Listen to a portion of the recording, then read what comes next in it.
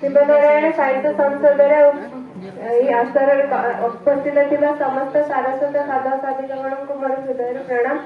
मो कवितार शीर्षक बार्धक्य लोड़ाना। से दिन गाढ़ अंधार राति संपूर्ण निशब्दता मध्य खोजी पाई गोटे स्वर माँ रे इठी पूरा अंधार। ए माँ रे डाक गोटे माँ से दिन जानी ए बार्धक्य कराए निसहाय। जो माँ दिने कहूला अंधार को डरबुनी से माँ आज अंधार को भय करे। दिने तो शब्द सबू कहानी साजिला, दिने तो स्नेह श्रद्धा प्रेरणा साजिला।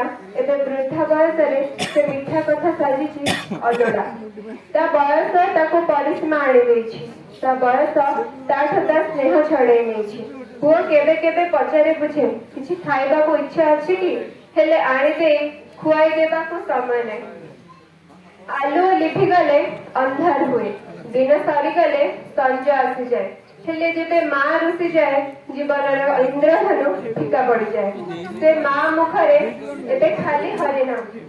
से दिन शुणी हरिनाम साथी आउ गोटे धाड़ी, हे हरि हे बार्धक्य लोड़ा नहीं खाली मृत्यु पाई अणु। हरि हे बार्धक्य लोड़ा नहीं खाली मृत्यु पाई अणु। बढ़िया बढ़िया बढ़िया बढ़िया।